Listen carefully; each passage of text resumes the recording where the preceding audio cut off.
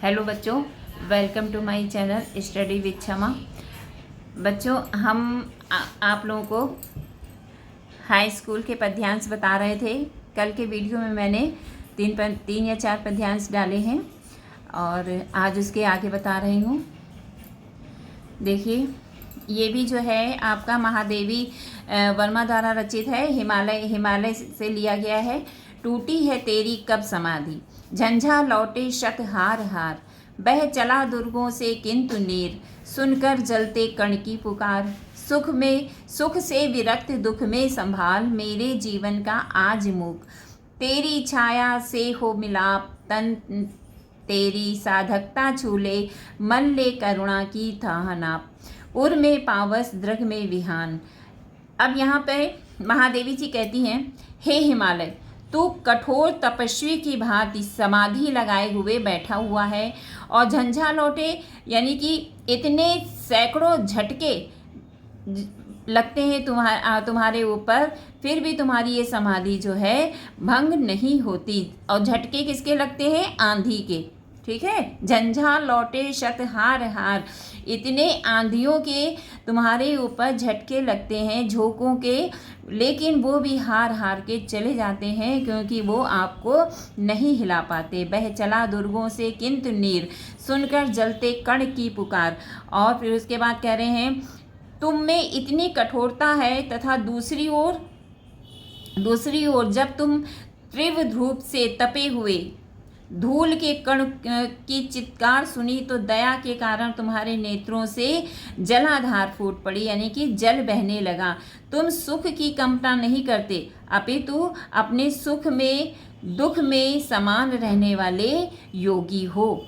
ठीक है, सुनकर जलते कण की पुकार, जो वहाँ पे रेत है वो गर्म हो रही थी, उसकी पुकार को तुम सुन के बह निकलते हो, तुम्हारे ऊपर से जल बहने लगता है।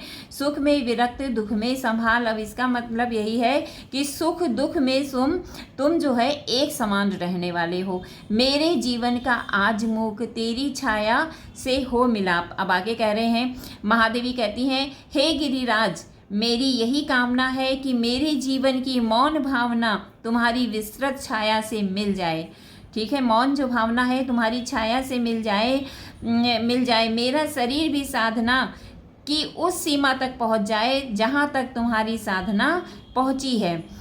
तन तेरी साधकता छूले, मन ले करुणा की थाह नाप, उर्मे पावस दृग में विहान। अब आगे कह रहे हैं महादेवी कि जहाँ तक तुम्हारी साधना पहुँची है वहाँ तक मेरा मन भी पहुँच जाए, मेरा मन भी उतना ही करुणामय हो जाए जितनी करुणामय तुम्हारे हृदय में विद्यमान है। कावित्री का कहने का बच्चों तात्पर्य यही है कि जिस प्रकार हिमालय सारे कष्टों को और आंधी तूफान वर्षा आदि को झेलता है, उसी प्रकार मैं भी सारे संकटों के आने पर भी अपने जीवन के आदर्शों से बहकूं नहीं। ठीक है बच्चों, आ गया समझ में?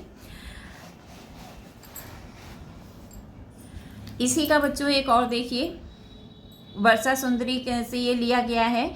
सौरभ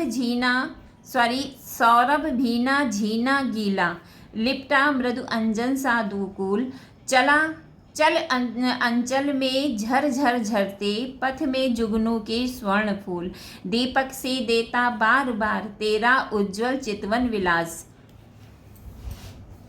रूपसी तेरा घन केस पास। अब यहाँ पे वर्षा सुंदरी से कह रहे, तुम्हारे शरीर पर सुगंध से भरा विहीन गीला और कोमल सुरमे जैसा काला काला रेशमी वस्त्र लिपटा हुआ है। सौरभ झीना भीना गीला, झीना भीना एक पतला सा झिन्नीदार कपड़ा जो है तुम्हारे ऊपर लिपटा हुआ है। ये काले काले बादल ऐसे लगते हैं जैसे वर्षा सुंदरी के सुगंधित महीन गीले और कोमल वस्त्र हों। ठीक है, ये बादलों की उपमा दिया है।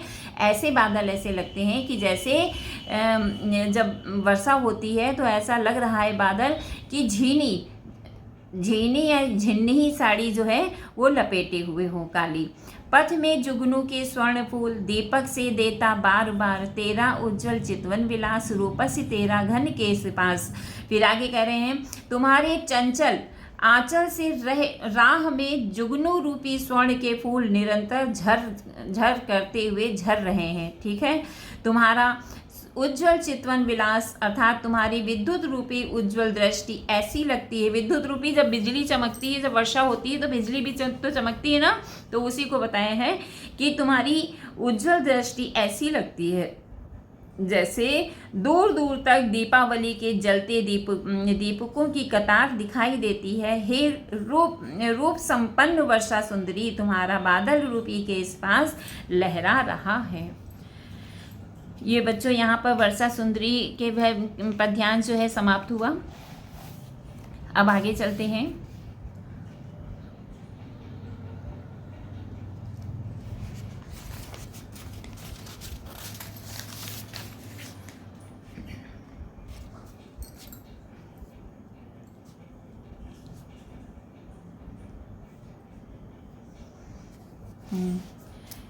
राम नरेश त्रिपाठी द्वारा रचित है। तो ये देखिए, स्वदेश प्रेम का ये पद्यांश है।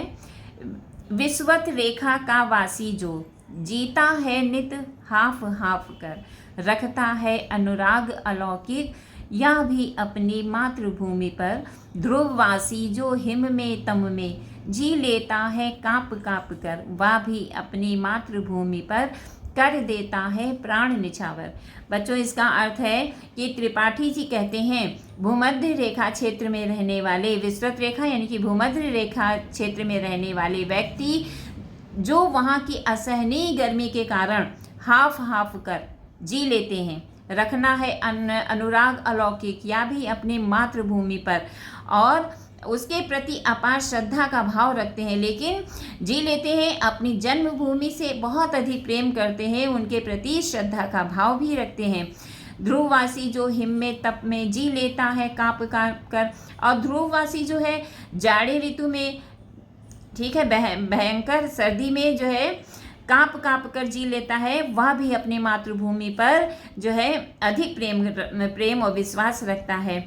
वह भी अपनी मातृभूमि पर कर देता है प्राण निछावर, और वह भी जो है अपनी मातृभूमि पर प्राण निछावर कर देता है। मतलब बच्चों, कहने का है कि चाहे गर्मी में रहने वाले लोग हों, चाहे सर्दी में रहने वाले लोग हों, वो गर्मी सर्दी दोनों सहन करके भी अपने मातृभूमि पर अपने प्राण निछावर कर देते हैं। ठीक है बच्चों, आ गया समझ में? चलिए आगे एक और देखते हैं।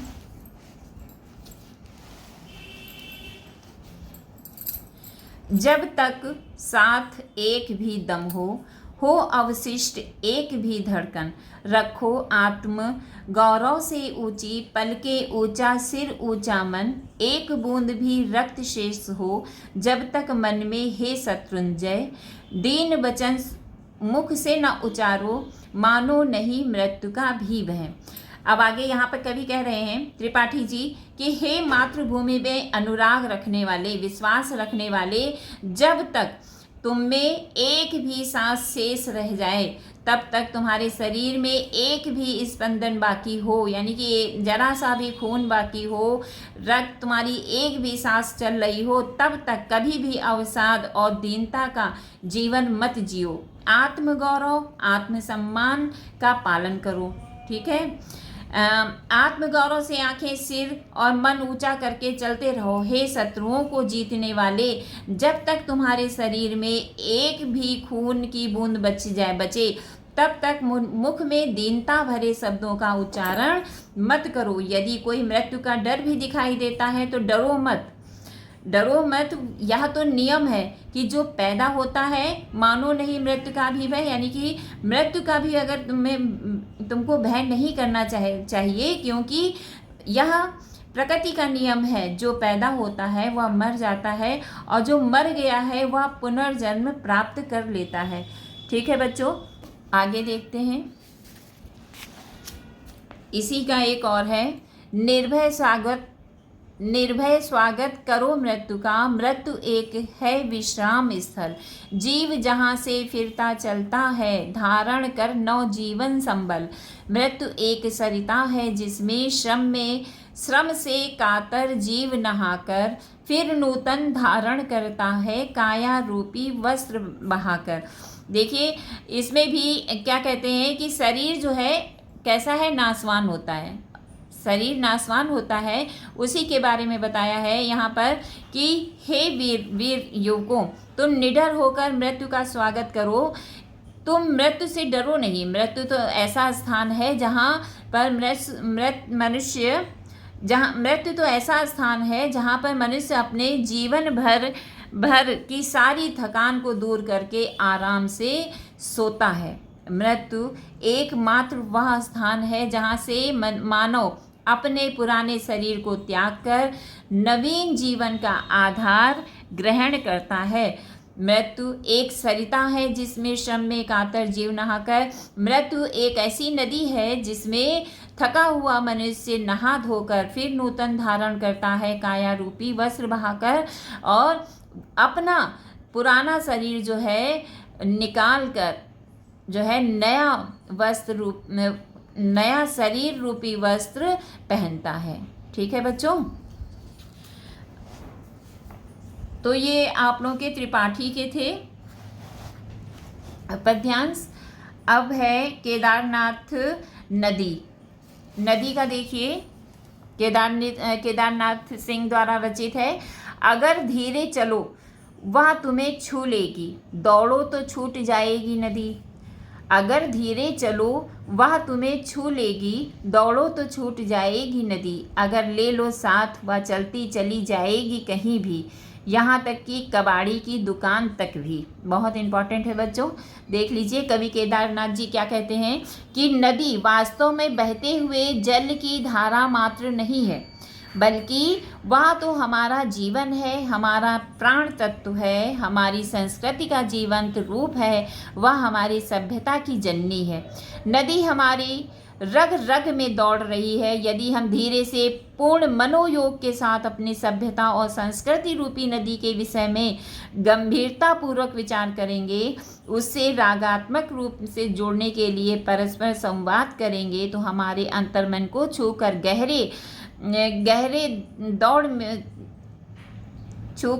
गहरे तक उसे भिगो जाती है, यानी कि बहुत ज़्यादा भिगो देती है, इतना समाहित हो जाती है। इसके विपरीत यदि तुम आधुनिकता की भ्रामक दौड़ में अंधाधुंध दौड़ते जाएंगे और अपनी सभ्यता और संस्कृति की ओर दृष्टि उठाकर भी नहीं देखेंगे, तो यह नदी हमसे छूट जाएगी, यानी कि संस्कृति हमारी पीछे रह जाएगी, दिन प्रतिदिन दूर होती चली जाएगी। यदि हम अपनी संस्कृति और सभ्यता का थोड़ा सा भी ध्यान रखें और उसे अपने साथ ले चलने का लेश मात्र भी विचार करें मस्तिष्क में हो, तो नदी हमारे साथ पैदल आगे बढ़ती जाएगी। फिर हम चाहे संसार के किसी भी कोने में चले जाएं, यह हमारे साथ रहती है। यह सच्चे साथी को भी की तरह कभी भी हमारा साथ नहीं छोड़ती, फिर चाहे यह कबाड़ी की दुकान में बैठे हो अथवा किसी राजमहल में। इसका मतलब बच्चों यही है कि नदी की सभ्यता और संस्कृति के प्रतीक रूप में प्रस्तुत किया है। नदी को जो है संस्कृति के रूप में प्रस्तुत किया है कवि। यहाँ सभ्यता और संस्कृति से कटते लोगों, हमारी संस्कृति से, हमारी सभ्यता से जो लोग कट रहे हैं, उनके मानसिकता पर चिंता व्यक्त करते हुए जो है संरक्षण के उपायों की विवेचना की है यहाँ पे। इसीलिए कवि केदारनाथ जी ने ये बताया है कि हम अगर संस्कृति को साथ साथ चलेंगे तो ये हमारे साथ साथ कहाँ तक भी चलेगी, कबाड़ी की दुकान में हो या फिर राजमहल में भी। ठीक है,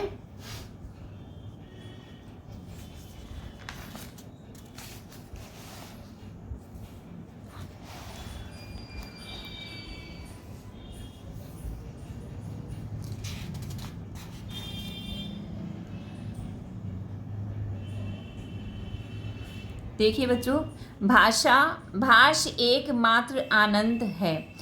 फूल झरता है, फूल शब्द नहीं, बच्चा गेंद उछालता है सदियों के पार, लोकती है उसे एक बच्ची, बूढ़ा गाता है एक पद, दोहराता है दूसरा बूढ़ा, भूगोल और इतिहास से परे किसी दालान में बैठा हुआ ना बच्चा रहेगा, ना बूढ़ा, ना गेंद, ना फूल, ना दालान रहेंगे, फिर भी शब्द भाषा एकमात्र अनंत है। इन पंक्तियों में जो है कवि कह रहे हैं कि फूल विकसित होने अथवा खिल जाने के समय और पश्चात मुरझाकर डाली से गिर जाता है। यानी कि फूल खिलता है और उसके बाद जो है वो डाली से गिर भी जाता है, उसी के साथ उसके रूप, रस, गंध आदि भी समाप्त हो जाता है। जब फूल मुरझा जाता है, सूख जाता है, तो वो अपने रूप को भी खो बैठता है, उसकी सुगंध को भी खो देता है। उसी प्रकार उस फूल का स्मरण अस्तित्व समाप्त हो जाता है। फूल शब्द की भांति अनंत, अजर, अमर नहीं है। फूल शब्द जो है अमर है, लेकिन फूल जो है अमर नहीं है, क्योंकि शब्द एक बार विकसित हो जाने के पश्चात अमर हो जाता है। उसके रूप, रस, गंध में किसी प्रकार की कोई कमी नहीं आती, बल्कि समय के साथ उसकी अभिव्यंजना शक्ति में वृद्धि हो जाती है, क्योंकि उसका नित्य नए नए अर्थों में प्रयोग किया जाता है। तो आगे बच्चों देख लीजिए, कवि कहता है कि संसार की सभी वस्तुएं जो हैं क्रियाएं क्षणभंगुर हैं, कुछ पलों, दिनों अथवा वर्षों तक ही उनका अस्तित्व इस संसार में रहता है। कुछ समय पश्चात वे सभी पूर्णता समाप्त हो जाती हैं। जैसे यदि आज कोई बच्चा गेंद उछालता है तो उसकी वह क्रिया अधिकतम 1-2 शताब्दी तक ही अस्तित्व में रह सकती है। शायद उसकी यह क्रिया तब तक स्मरण में रहकर अस्तित्व में रह सकती है जब तक बच्चा इस संसार में जीवित रहे, अथवा उस क्रिया को देखने वाला उसके माता पिता आदि परिजन जीवित रहें। अधिक से अधिक यह हो सकता है कि गेंद उछालने वाला वह बच्चा अपनी उस क्रिया की स्मृति को अपनी आने वाली पीढ़ी को हस्तांतरित कर दे, और उस पूरी पीढ़ी का व्यक्ति अपने आने वाली पीढ़ी को किसी बच्ची को यह बता दे कि इस प्रकार एक बालक के गेंद उछालने की क्रिया को 1-2 शताब्दी बाद तक ही किसी बच्चे व्यक्ति द्वारा देखा समझा जा सकता है। ठीक है बच्चों, इसमें यही बताया गया है कि भाषा जो है अमर है, जो शब्द है वो अमर है, लेकिन उससे होने वाली क्रियाएं जो हैं, जो वस्तुएं हैं, वे सब नाशवान हैं। भाषा एकमात्र अनंत है। आ गया बच्चों समझ में? अब आज के लिए बच्चों इतना ही। आगे मिलते हैं नेक्स्ट वीडियो में। वीडियो अगर पसंद आया है तो please like and subscribe my channel. Thank you.